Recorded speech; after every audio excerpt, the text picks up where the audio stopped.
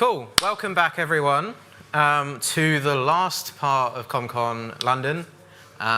So up next, David, going to talk to us about FFMPEG and some things that kind of gel well. I don't really understand what goes into what you're doing. Okay. So I'm really looking forward to sitting down and listening to what you've been working on. Cool. Right. So welcome, David. Hello. So, David Atkins. I've mainly worked in broadcast TV most of my life. So I started screen subtitling systems as it was back in the horrendous days of 1991. CKC for 20 years, and now 3D design and frame, which is what I'm going to talk about to you today. And 6-7 years ago, I used to race hovercraft for fun at the weekends, which is both enormously fun, scary, and quite badly damaging when you get it wrong. So, live production. I think Dan referred to his broadcast bridge product. Big event productions, like things like Premier League football, they are big, they're heavy, there's a lot of kit involved, there's a lot of very expensive glass on the cameras, there are large numbers of people, the equipment is very specialist, can only do one thing. It's hard to move around, and we know with these huge trucks belching out CO2 and all the other things that people get paranoid about. So what's interesting about sport is that people like watching it, and there's a huge amount of sport that happens that can't be produced for streaming because it's too expensive to produce it at a quality where people will watch it. So the approach we've gone for is to go, right, scrap as much of that as you can. So everything should be done on either on-prem or in cloud. Choose your definition of cloud at this point. I don't really care. Are there containers is my requirement. If I have containers, I'm happy. Web browsers for control. And we want to be able to use EC2, GCS, your kit on-prem. We're using Docker and Kubernetes for the orchestration layers, depending on the size of the system, because Kubernetes has a certain minimum size requirement before it becomes viable. And then we're putting all the UIs into web pages. And we're doing video, so WebRTC is looming around the corner. To make all this work, though, we want to work with uncompressed content. Somebody referred to uncompressed audio earlier on. We're mainly interested in pictures, and a Premier League match, for example, has 24 4K cameras pointed at the pitch and other cameras around the grounds. Each of those cameras produces 12 gigabits a second. If you want to process that somewhere else, you've got to be able to deal with about half a terabit a second when it hits you, continuously for 4 hours. So it's a very different game to handling a few audio SIP calls, but we have to provide the same very low latency, ultra reliable, and ideally only handling uncompressed content, because every time you put video through a process that compresses it, we lose quality on the picture. And the fussy people spot that. And if you're paying for 4K, you really don't want that to get screwed up. So the VTI layer is an object-orientated approach to moving large media objects about. We want to be able to take our 4K frame, which by the time we process it is probably 20 megabytes, and we want to be able to move that from one container to the other, and for that container to be either on the same host or on a different host somewhere in your system, because you can't get it all in one box, without any latency between boxes. And also, preferably without any compression, and finally, with as little CPU for the transfer as we can. So RDMA is a technology that lets us do that. It's supported on most of the cloud platforms, because if you buy the right instance, you can make it work. Amazon's EFA supports that. libfabric is the library we use to do that, common open source package for that. And cards like the NVIDIA or Mellanox, depending on which name you remember for them, support this natively in the card. And the card offloads all the transfer work for you. You can pretty much go, there's 20 megs, I want it somewhere else, and it will do that for you. It's also a standard Ethernet technology, so we're using a QNAP switch that costs us $1,000 and has 16 25 gig ports on it. And that just works. And it's beautiful that it works at that level. Maybe not in production, but I mean. So, we use FFmpeg extensively as a tool to allow us to receive pictures from any number of network feeds and to create streams that we're pushing out to things like YouTube, to our WebRTC clients, etc. It's also got great stuff in like EQ for audio. So we have a complex setup that allows us to EQ all the audio as it comes in through the system. So what we needed to be able to do is to bring in synchronous sources, decompress them, and put them through. And originally we tried to use the filter technology within FFmpeg, and we found that that was just too difficult to resynchronize. It was better to bring everything as a package into FFmpeg and then send it out as a package at the other end. So we've created a generic plugin which loads your code from a loadable library. The nice thing about that is you can compile a library really, really quickly. FFmpeg, even now, still takes about a minute to get through the whole compile. So we can get a very quick testing environment. And then we use this technology inside our containers. We'll be pushing that up to the FFmpeg mainline at some point. When we're really happy, we're not going to upset them too much with our bugs and other things that we've got wrong. When we're processing the content in the cloud, we're using a series of containers. So when we take a feed from a camera, then we might take it from an SRT source, which is a way of hardening up RTP. Could come from WebRTC, it could come over HLS, or it could be one of these enormously fat pipes with 400 megabit of JPEG XS content on it, which is how we move 4K video around without actually needing 12 gigabits. But at that level, the latency on the compression is like 15 microseconds, and they're compressing 16 lines. So there's not much compression going on. So the inputs bring the signal in, we write that into our VDI layer, and then we have processing containers, pull it back out of the VDI, do something to it. They might add it to another stream, they might mix two streams together, and then write it back into the VDI layer, and then finally at the output stage, we pick up that signal, we pump it out to our destination. I think I've just kind of talked about the next 3 slides in that bit. So input containers typically are doing things like sorting out timing, possibly resynchronizing it to make sure that if the camera wasn't running at exactly the frame rate of the system, we have to correct it at that point. We also create a proxy version of the video at 640 by 360, which is what we send to operators on the system, because if you've got an HD screen, you can't see 12 HD pictures on it, so there's no point us having that feed around the system. Processing containers typically will take either one input and combine it with something else, or actually adjust the parameters on the signal. So the compositor is how we push a stream out to a user. So a user wants to see 4, 5, 6, 12, however many videos they want. Rather than trying to synchronize 16 WebRTC feeds on a client and getting them exactly frame synchronized with all the audio, we decided that's too difficult. So we actually produced that in the cloud end, and we composite the whole thing together into one stream, which is in HD, and then we feed that down to the client, and we slap an HTML page over the top of it. So that gives us an easy way to produce a guaranteed sync with guaranteed audio sync and any other metadata we're sending down in the data channel. Graphic overlay. So we use a product called Singular Live, or Singular's Uno product. It's a cloud-based graphics engine. You can design everything in a web browser. It then uses the Chrome embedded browser inside of one of our containers to produce a real-time stream at whatever frame rate you're running at, along with the mask or the alpha channel, so we can actually key that over the graphics. So we'll see that working in a minute. And then output containers, YouTube, we might make RTMP, soon it'll be WebRTC, I'm sure, when we're really happy we've got that, or we'll do the WebRTC streams going out to our operator screens.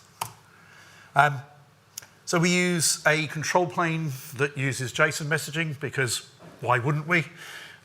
We started off using Socket.io because it seemed to do most of the things we wanted. And then about 3 days in, we went, this doesn't do everything we need, but we're now stuck with all these demos we have to do. And we're just transitioning to MQTT at the moment. So half the system is currently MQTT on the feature flags, and half of it is on the Socket.io broker. The messaging stays the same, it's just that MQTT is easier to do everything we want on it.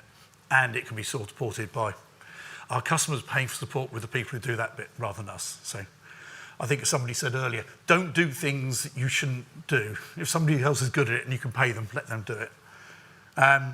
MMOS is a big protocol that's being pushed by some of the larger customer organizations. We will do a bridge into that because it's too cumbersome for us to run our systems on it, and it's not finished, so we need to get on with it. We did a demo of this with the Cloud Native Media Meetup, which is held at Archiva's place in Newman Street. Next week, they're doing multi-cloud. Quick pitch for it. Find it on Meetup. We produced the first ever edition of Who Wants to Be a Cloud Media Engineer as a game show format just back in November. So we had 3 cameras in the room. We took a graphics feed in to do the typical millionaire type graphics. And then they had questions on it. So that was a fun event before Christmas. And then after we'd done the event, we then explained how we produced it, because we didn't really make that clear beforehand, so to have a decent pitch on the back of it. Now this is where I move away from the slide deck to the actual demo, because we have enough internet to make it all work. And hopefully that's come through. Excellent, right. So this is actually the incredibly sophisticated live streams coming out of Ipswich at the moment. It is astonishingly difficult to find something that just runs forever.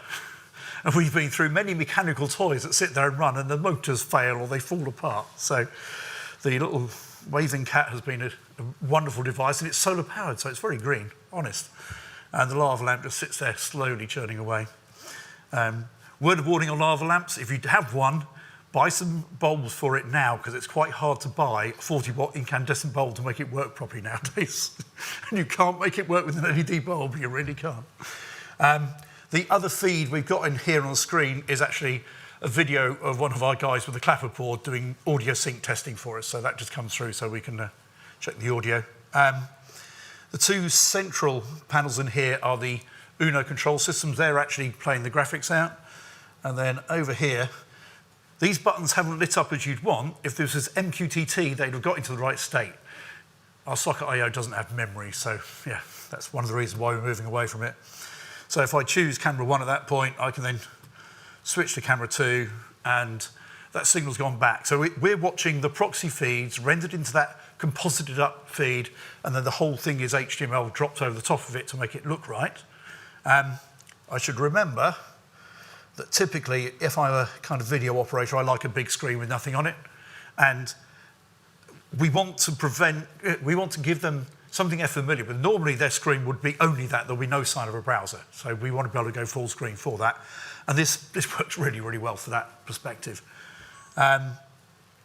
So if I go to there, choose camera 1 again,